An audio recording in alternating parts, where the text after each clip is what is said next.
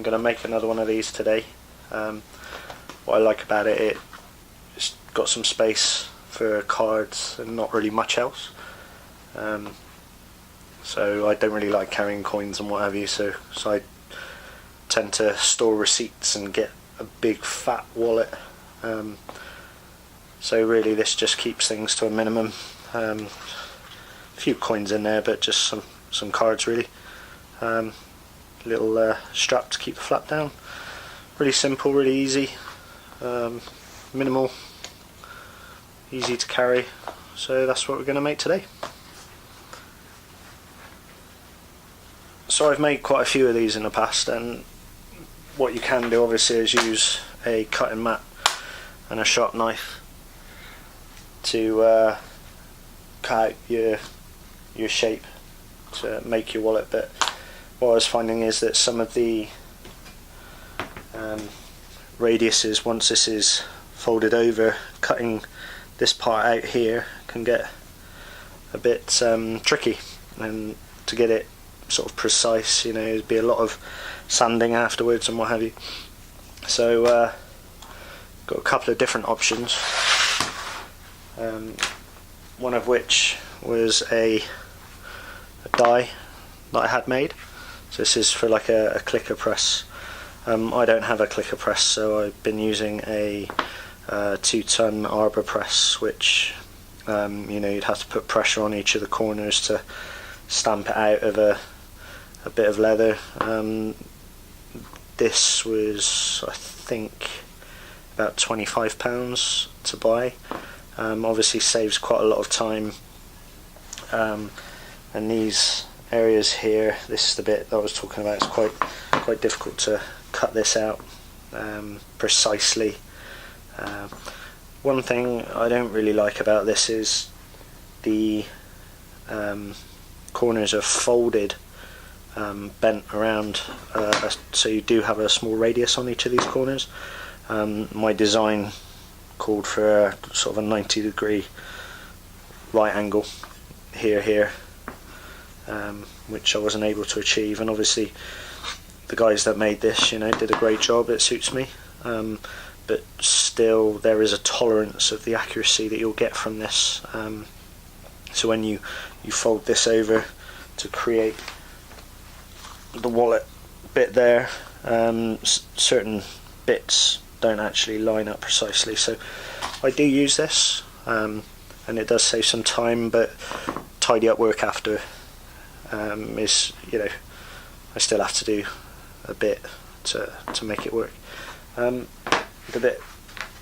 method that I do like is very precise. This was cut out with a laser. This was cut with a Trotec laser, and as you can see, the radius is as precise as your design is. Basically, this uses an Adobe Illustrator file. I use this, made this with, sorry. My angles are all 90 degrees, and this is, I think, 0.1 mil accuracy or line thickness on a Adobe Illustrator file. This is bovine leather, and as such, when it's cut, a laser burns it, obviously, so you do get these blackened edges, and it stinks when you're actually cutting it out. It stinks. Where I cut it out, they add extraction, so it worked quite well to relieve that, but this does smell for a good couple of days afterwards when you've cut it with a laser. And obviously what you do have to be aware of is these blackened edges take a bit of work to kind of sand off. Did a bit there, but not much. And obviously on the inside you can see where it's burnt. I mean, you won't see the inside, so does it matter? I guess not, but you do need to get some edge finishing on there. Good thing about it is basically with your edge finishing, your friction edge finishing is laying these fibres down, so you get a nice smooth finish. Obviously friction finishing is heat. With a laser is also heat, so these edges are ultra smooth already. And like I say, it's really accurate. So there's that bit, and then this bit goes over the front like that. So yeah, I think, you know, when you're hand making things, cutting them out is kind of the traditional, the traditionalist's view is the better way. But you know, when you're making a large number of things, anything to speed up your workflow, I think is a good idea, and I like utilising technology. So the laser is pretty cool. Watching that work.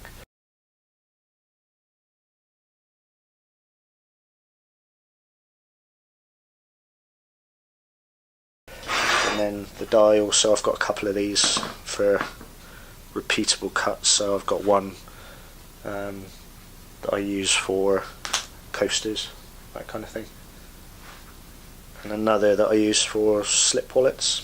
Don't use that often because I didn't like this on a slip wallet, so I don't use that. So yeah, we'll run a stitch line down these two sides, fold it over, glue it, and then run some stitching down. So this is I think Filetus manual. I got it in Paris. This basically does the edge creasing on each of your pieces, uses heat on different tips. You can get different tips. I've got a couple. I use this one for heating and flattening the edges of the work once I've put some edge finish on there. And this one I use, this is an FN2 tip. I think a lot of people say that Hermes use this one on their work, which is kind of why I got it. This puts a crease line down the edge of your work. I'm going to go over this one. I've done this, well, I did this months ago. But yeah, puts a crease, a 2mm crease down the edge of your work there. Looks quite smart. It's quite tricky to use because you've got varying different sort of heat temperatures on your unit here. It's really a trial and error gig. I generally use around a heat level of 2 to 3 when doing edge creasing. When I'm melting wax on the edges, I'll use kind of around an 8. So those are really the two heat levels that I use. 2 to 3 is, you know, that's getting warm now, but this bit will be glowing on a level 8. This will be glowing orange because it's so hot, but that melts and lowers the fibres on the edge, sort of lays them down, keeps everything nice and smooth. So I'd like to say generally use a 2 on the edge creasing, and then an 8 for the waxing the edges. So I think that might be hot enough now. A lot of people used to use the Tandy style edge creases with an adjustable screw. Bear with me actually.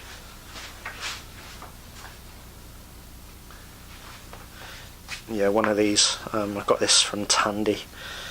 Adjustable screw there, and, you know, a lighter or a, I don't know, paraffin lamp or something, and run that down the side of your work.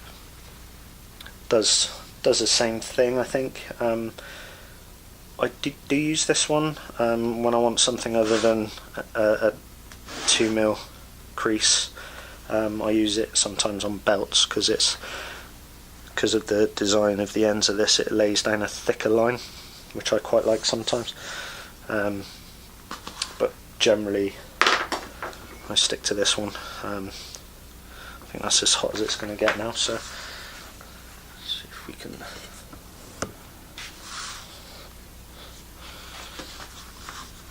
So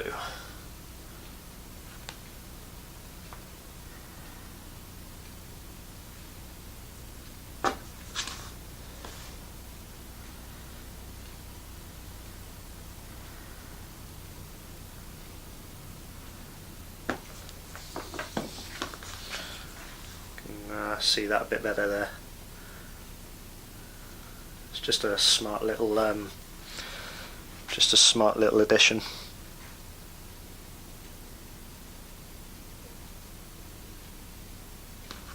So obviously we're attaching this bit to here, so if you think once this has been stitched on down the sides, you're not going to be able to apply any finish easily to this bit. So what I do is I finish this bit first, edge finish, and looking at it, I've already done it Blue Peter style. So I've basically applied some edge wax to this. Edge wax do I use? I use some Vernith edge wax. It's a light sort of tan finish, so that will sit on there. You know, I've made the mistake before of, you know, stitching this on and then not be able to finish the insides of this strap, which sucks when you spent, I mean, it's a quick project, but you still spend time doing it and then realise you've messed it up. So I've done that. It's difficult to see, but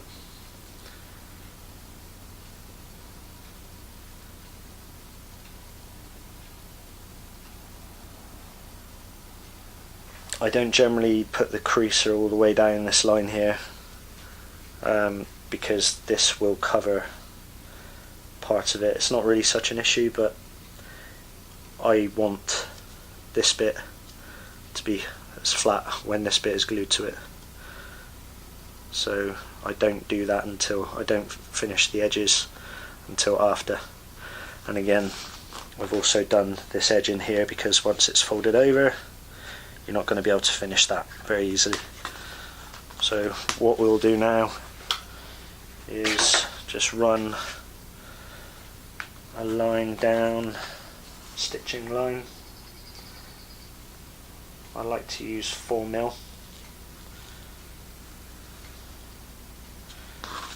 You can see where all the burnt leather is coming off. That's alright, that'll be sanded off when we're done. Okay. So what we then do, I use number 4mm pricking irons. These are only cheap. Got these from eBay, I think. I got the Tandy ones initially, but they're quite thick, chunky holes, and they didn't last very long. So what I do, I just line up a couple of holes here, and what this does, this allows me to space this properly in between two stitch marks. So that's where I'm going to want it.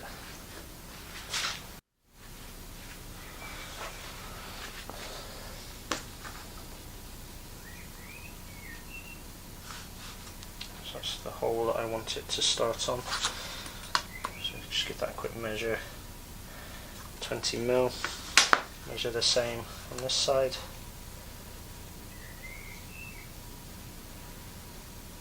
Okay. Offer this up here, just shy of the width of that piece of leather.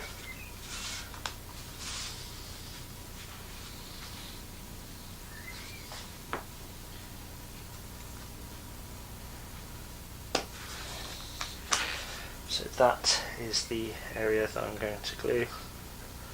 Just scuff it up a bit, give the glue something to bind to.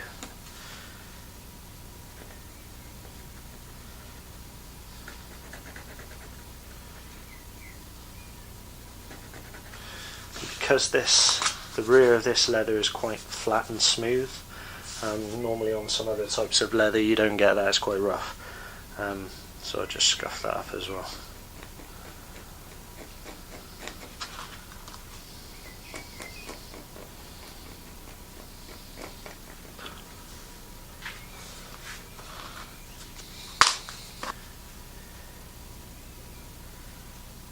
Got to be quite careful because this stuff's pretty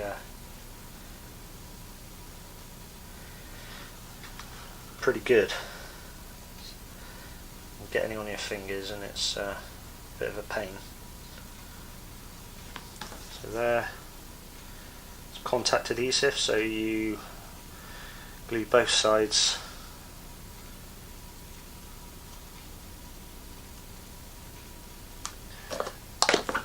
And just let it sit for a second or two. We'll come back to that in a sec. That's now been sat for a few minutes, so what we'll do, it's quite tacky, we'll just offer this up.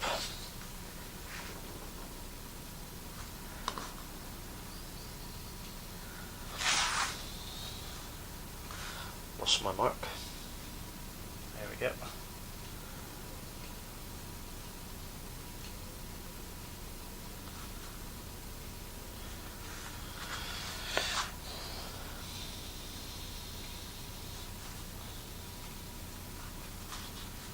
Just run a 4mm stitch line down there, also down there.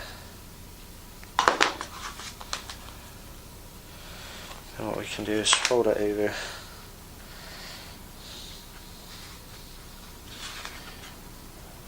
See how precise that laser cutter is. There's going to be no work to do to sort of even up these corners.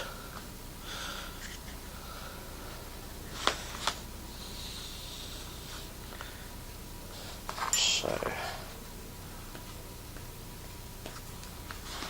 that's that corner.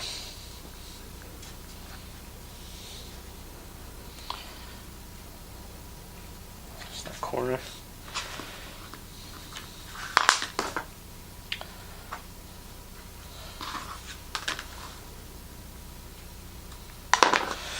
So on the rear side we're going to need one more hole this side to bind over that front flap.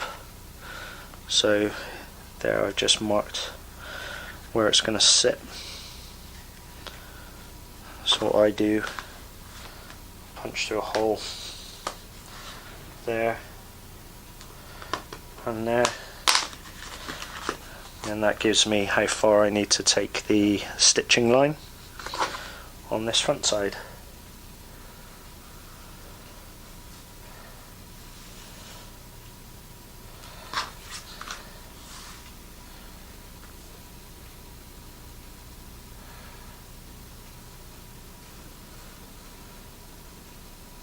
Okay, so what we can do now is,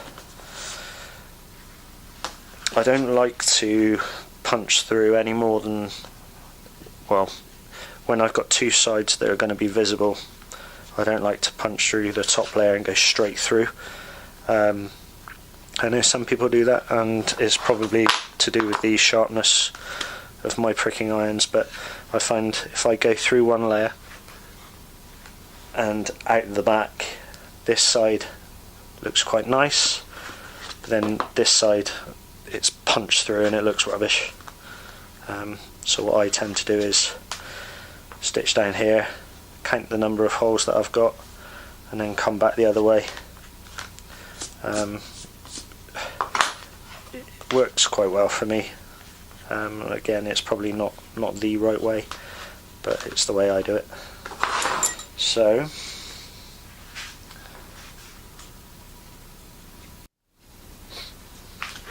I've got this bit of granite again. I think like most people in the UK, when you start in leatherwork, you generally check out sort of Tandy for your bits and pieces, and this came with a kit I got from Tandy. It's what I've used since day one. They've got a little board that sits underneath it. I think that's like a shock resistant type thing. That's what I use it for anyway. And this is just like a normal kitchen cutting type material board. Seen a bit of use. One thing to be careful of is if you're punching through, because this has got like a pattern on it and it's obviously been used quite a lot. If you punch through on that pattern will be replicated on your work. So what I tend to do is use a sacrificial bit of leather just to sit over there. So I've gone ahead and punched the holes down the sides, obviously on this back edge, because I want to bind that top piece there. There's one extra hole on this side, so what I'm going to do now is stitch two edges.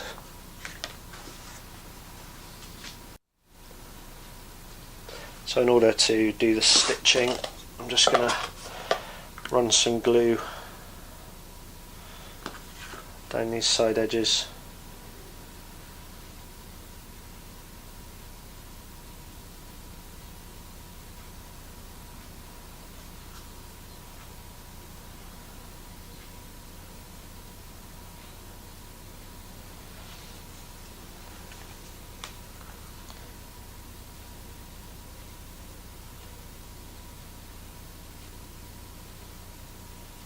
And I get all my contact adhesives from online from Abbey England. I've got an account with them.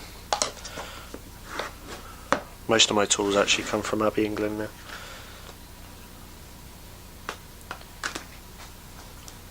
So what I do, obviously because I've punched the holes on both sides, I need these to line up perfectly. So what I'll do, I use an old needle just to go through the front and the back to line up these holes, and then I know that when I come to sew they'll be in the right position. Just wait for that to go off a bit. So that glue's gone tacky now, so I'll just use this old needle. I always keep my old needles just to line up that top hole, not the very top one, so if you remember that's going to bind that front to the back piece.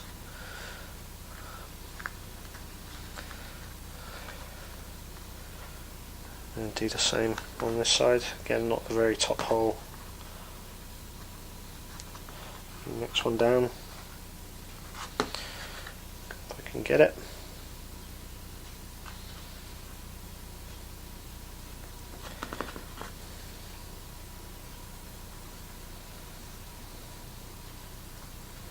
There we go. So there we go. So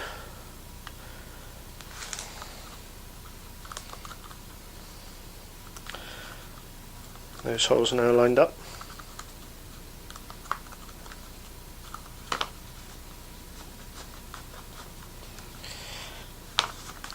You can use a little cobbler's hammer to go around these edges, just to sort of knock this down a bit. I don't use one because it mars the leather. I'll use it after I've stitched, just on the very edge. There we go.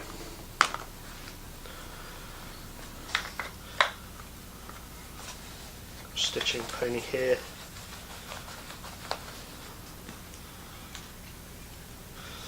I always do a double stitch when starting off, so I start one hole up, go back and then come back again, just gives a bit more strength in the lower portion there.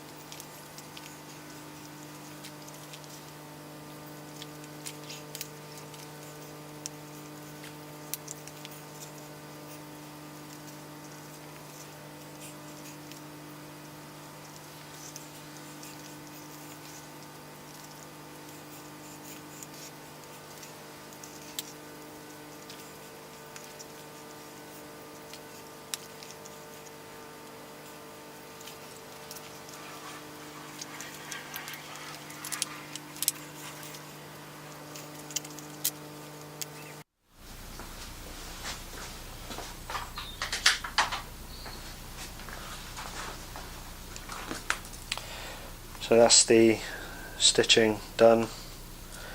Just melt those edges because it's waxed polyester. They will melt.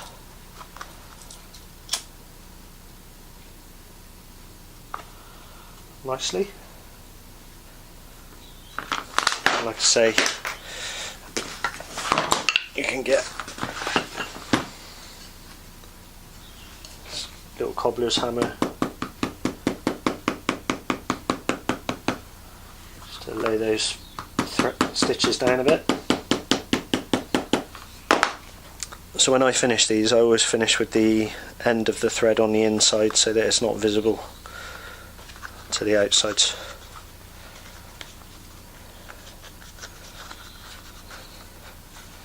That is basically it.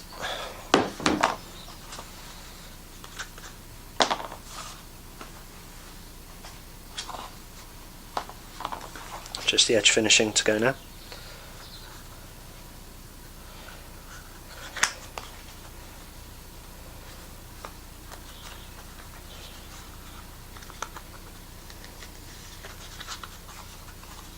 Or you can leave it depending on what you want to do, but yeah, there we go.